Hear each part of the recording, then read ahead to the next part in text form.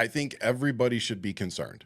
If the hairs on the back of your neck aren't standing up today, then honestly, I don't think you're paying much attention. Is it a direct hit to birthright citizenship? No, but it does kick it back down to the states and the federal level.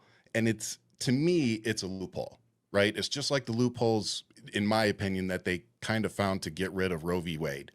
And it's like they're doing it again.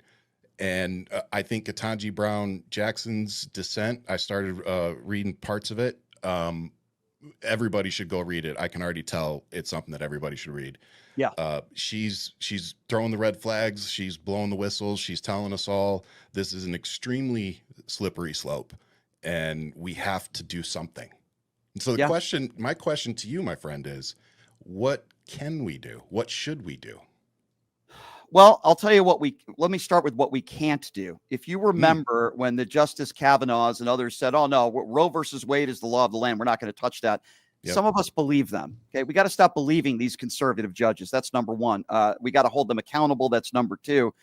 And we have to fight back, not physically, but there needs to be more protest, whether it be, outside of those grounds in Washington, D.C. There needs to be more rallies, peaceful. We don't want violence, but people need to keep speaking out, and they have their First Amendment rights to do so. I'm telling you, Ryan, the same thing reminded me of Roe versus Wade when, this was the first step, but it's never going to be overturned. Yeah, it won't happen. Right, exactly. So that's what we can't do. We can't be complicit in all of this, or maybe complacent is the correct word to use, not complicit, even though a lot of people are. Feels like we kind of are. Yeah, exactly.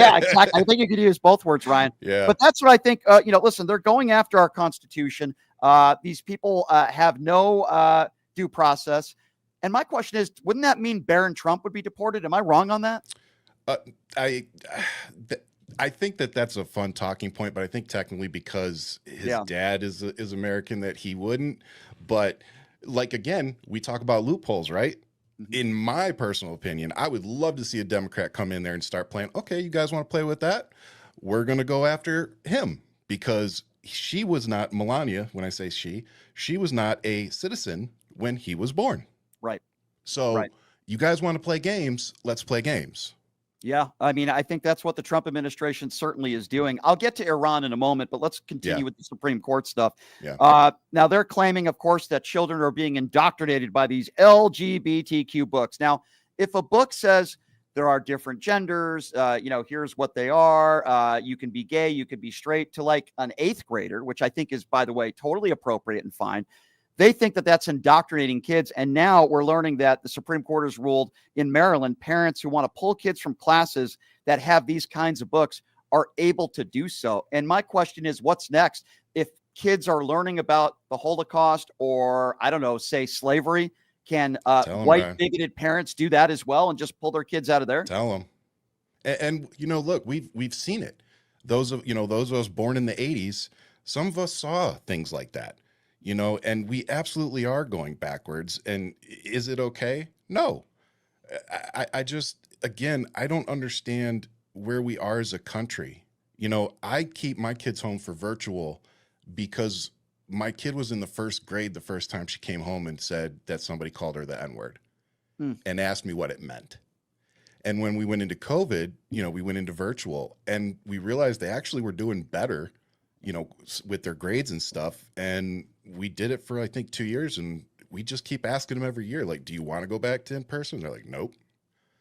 So I think it's everybody has their right to choose what you want to do with your kid. But what I don't understand is why we're so afraid of education.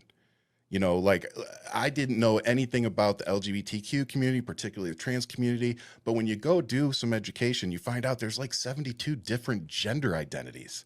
Right. There's a difference between sex and gender. And we seem to not be able to grasp that. And even if you're talking about sex, there's technically 3 because there's intersex, right?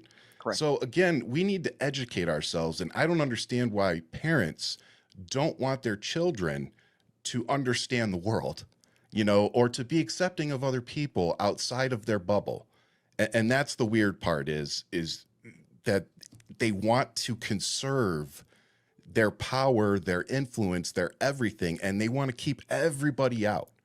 Like when you've got masked people going around picking people up off the street because they look a certain way or they speak a certain language, that's insane. And that's where we are right now. Yeah, So, you're right. we just need to, it doesn't surprise me that people want to pull their kids from schools that they think are teaching them whatever. I think it's crazy that we're banning books that aren't, they're not extreme books. Like I would understand if it was something crazy, like extremism, but it's not.